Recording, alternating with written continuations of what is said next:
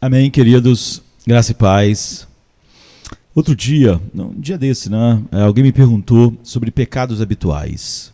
Porque muitas vezes há um padrão de pecados habituais na vida das pessoas e elas lutam contra isso, né? e não vencem. Isso dá uma série de estudos, né? E sermões, uma série de vídeos. Mas o objetivo desses vídeos é serem curtos, então eu daria uma resposta breve, né, resumida. Podemos ampliar isso no outro dia. Nós continuamos caindo no mesmo pecado quando deixamos de acreditar que a santidade realmente nos fará mais felizes do que ceder novamente. Muitos outros fatores podem nos influenciar, mas na raiz do pecado habitual está uma batalha não pelo autocontrole, como muitas pessoas pensam, não é? E pensam aí estar o X da questão. Mas a batalha não é pelo autocontrole, é uma batalha pela felicidade. O que acreditamos e queremos no fundo de nossos corações realmente importa e é fundamental. Alguém estava contando que quando seus filhos eram adolescentes, eles tentavam fazer de tudo para que os seus filhos tivessem uma alimentação mais saudável. E como a maioria dos adolescentes fazem, né, os filhos deles vasculhavam a despensa, a geladeira e o freezer em busca de comida rica em carboidratos não muito saudáveis, né, pizzas, batata frita e todas essas coisas. E se eles não encontrassem em casa, eles corriam para um fast food, uma loja de conveniência e comiam esses alimentos não saudáveis, né? E ele disse que ele e a esposa incentivavam os filhos a adotar uma dieta mais balanceada, mais balanceada, né? Uma dieta mais saudável. E então eles citavam os efeitos negativos de tais alimentos sobre o corpo e a mente, baseado no que a medicina diz, mas eles tinham pouco sucesso. Então ele disse que quando os filhos tinham por volta de 18 anos de idade, de repente eles começaram a comer alimentos saudáveis e nutritivos e a evitar fast food. Depois começaram a ir à academia. Na verdade, eles começaram até a aconselhar seus pais e exortar o restante da família sobre a importância de se alimentar bem. Então agora eles comiam muito melhor do que seus próprios pais comiam. Então o que aconteceu com eles? O que realmente estava acontecendo aqui, não é? Realmente não é que eles passaram de ignorantes a pessoas informadas. Eles sabiam o tempo todo, mesmo quando crianças e no início da adolescência, que aquele monte de carboidratos e fast food eram ruins para eles. E uma comida mais saudável, junto com vegetais e frutas, eram coisas boas, entre aspas, para eles. Então, o que lhes faltava era a crença de que comer essa comida mais saudável realmente os deixaria mais felizes a longo prazo do que comer o fast food naquele instante. Então eles experimentaram, eu diria, um despertar, né, de que alimentos nutritivos trariam maior alegria a longo prazo em vários níveis do que aquela quantidade enorme de carboidratos sem fim que eles comiam. Então foi quando eles começaram a mudar o que comiam exatamente a partir daquilo que eles viram que traria mais felicidade a longo prazo, mais alegria. Então o despertar deles fornece uma ilustração útil de por que muitas vezes nós vivemos na derrota diante de um pecado habitual. Nós continuaremos escolhendo pecar enquanto acreditarmos que escolher não pecar é escolher menos felicidade. Apesar dos inúmeros sermões que nós possamos ouvir livros, leitura da Bíblia. O pecado, ele pode ser muito, muito simples, apesar de nós acharmos que há uma grande complexidade, não é? Bem, nós somos pecadores. Eu acho que todo ser humano é um pecador muito experiente, não é? Você, eu. Então nós sabemos como isso pode soar, a princípio, reducionista, quando a gente diz que o pecado é uma coisa muito simples. Existem muitos fatores que contribuem para continuarmos cedendo ao pecado, mesmo que pensemos que não queremos continuar. Então nós pensamos, o pecado é bastante complexo, não é? Na verdade não é? O pecado pode criar ilusões complexas e pode resultar em todos os tipos de complexidade em nossa vida. Mas em sua essência, o pecado é bastante simples. O apóstolo João diz que define isso em poucas palavras, não é? 4 palavras. Toda transgressão é pecado. 1 João 5,17. Sim, mas nossas motivações e influências para fazer o mal não são um grande amaranhado complexo?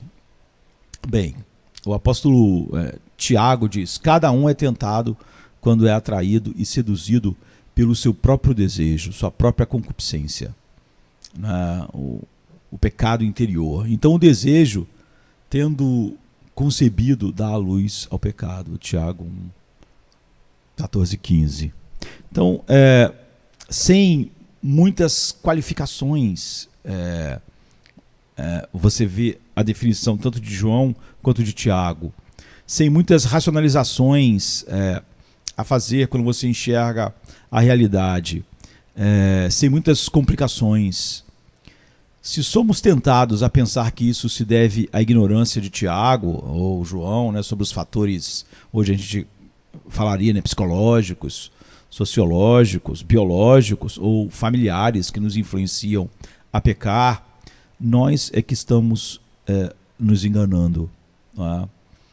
Tiago, por exemplo, pode não ter a extensão dos dados científicos, entre aspas, disponíveis em nossos dias, mas ele conhecia os seres humanos.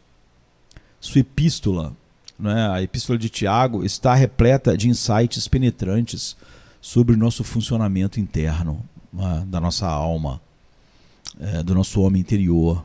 Então, na verdade, acho que ele viu mais claramente em nós do que a maioria dos ocidentais do século XXI, incluindo os supostos especialistas, né? Tiago simplesmente viu o que é o pecado em sua essência. O humanismo secular nos ajuda muito em nossas racionalizações, por isso ele é tão facilmente abraçado. Então, o pecado em sua essência, cada pecado, cada transgressão, não importa de que tipo,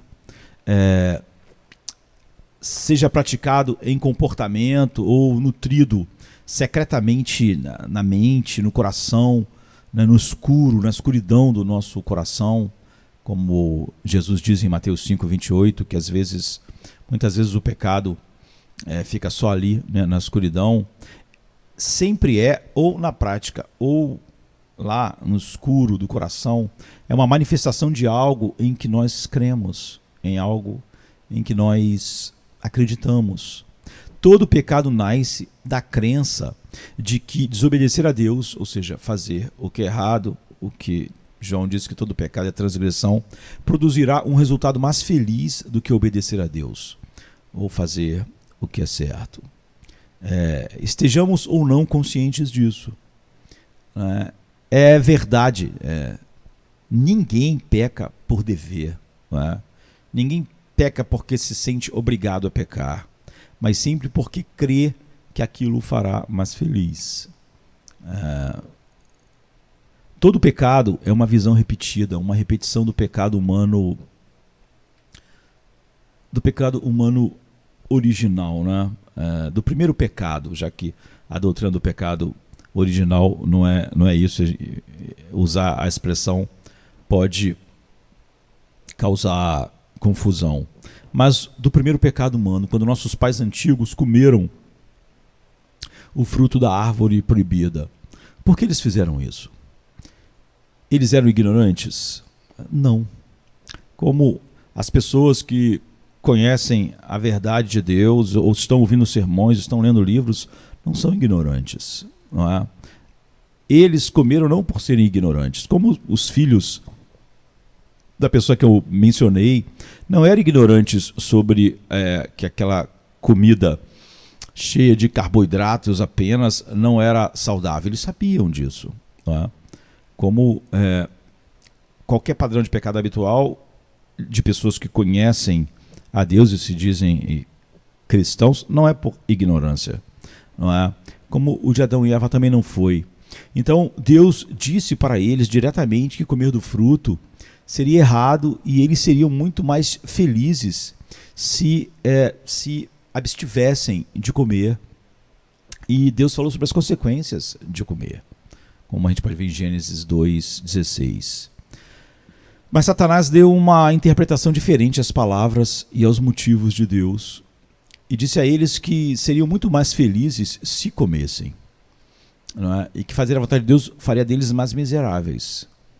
E eles pesaram ambas as afirmações e fizeram então a sua escolha. Eles viram que a árvore era boa para se comer, ou seja, a concupiscência da carne, era uma delícia para os olhos, ou seja, a concupiscência dos olhos, e que a árvore também era desejável para dar entendimento, ou seja, a soberba da vida. Não é? Então, Gênesis 3:6 e 1 João 2:16 combinados. Então, eles comeram pela alegria que, erroneamente, eles acreditavam que estava diante deles. Nós escolhemos, como falamos, o que acreditamos, não é? Que vai nos dar a maior alegria. Não era errado Adão e Eva serem motivados pela alegria. Assim como não era errado Jesus ser motivado pela alegria. Hebreus 12:2 diz que pela alegria que lhe estava proposta, ele suportou a cruz, o desprezo e etc. Ou seja, Jesus foi motivado pela alegria. O erro não estava em Adão e Eva serem motivados pela alegria. Por isso que escolhemos fazer ou não fazer qualquer coisa. Sempre nós somos motivados pela alegria, quer seja consciente ou inconscientemente. Se nós pudermos escolher, escolhemos o que acreditamos que nos tornará mais felizes do que somos ou menos infelizes do que somos. Mesmo que o conhecimento em nossa cabeça nos diga que nossa escolha está errada. Não é? Então, como disse Blaise Pascal, o coração tem suas razões que a razão desconhece. E Pascal sabia o que movia as razões do coração. Pascal disse: todos os homens buscam a felicidade, isso sem exceção. Não é? Ele diz que mesmo o suicida se suicida achando que aquilo vai trazer mais alívio e felicidade do que a vida dele. Ou seja, mesmo a coisa mais obscura é motivada por uma busca de mais felicidade ou menos infelicidade. Não é? Então ele diz: todos os homens buscam a felicidade. E isso é sem exceção. Deus nos fez assim, não é? Buscadores de felicidade. Você vê que Adão estava movido pela felicidade, pela alegria, e Jesus também. O problema não era a busca da alegria. O que tornou errado foi onde Adão e Eva tentaram encontrar alegria, onde eles colocaram sua fé. Eles acreditaram na promessa de alegria de Satanás, da serpente, em vez da promessa de alegria de Deus. Paulo diz: tudo o que não procede da fé, ou seja, em Deus, naquilo que Deus disse, é pecado. Toda ação nossa que não procede de uma confiança em Deus, em Cristo, é pecado.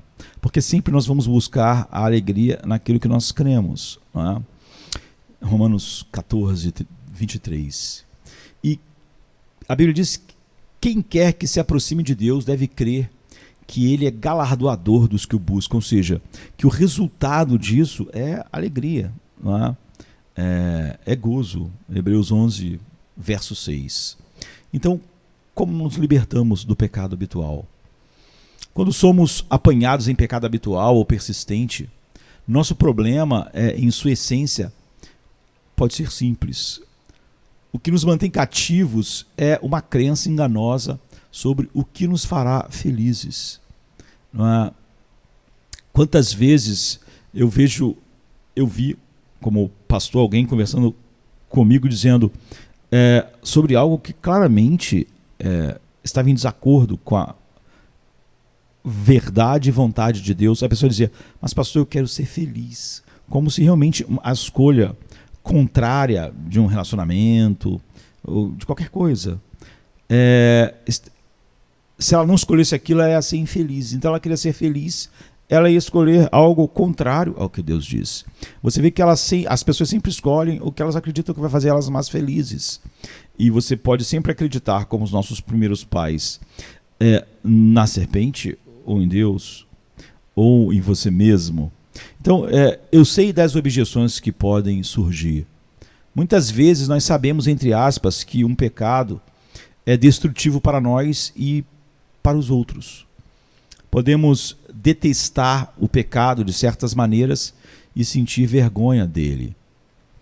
Podemos ter um desejo sincero de ser livres e apenas sentir que não podemos, como se estivéssemos escravizados a isso. O que, em certo sentido, somos, como está em João 8:34. Estamos nessa situação. Essas são a complexa consequência da ilusão que o pecado produz, e não da complexidade do próprio pecado. O pecado, ele produz ilusões que parecem complexas. Mas a verdade é que somos escravizados porque acreditamos que abandonar o pecado e abraçar a vida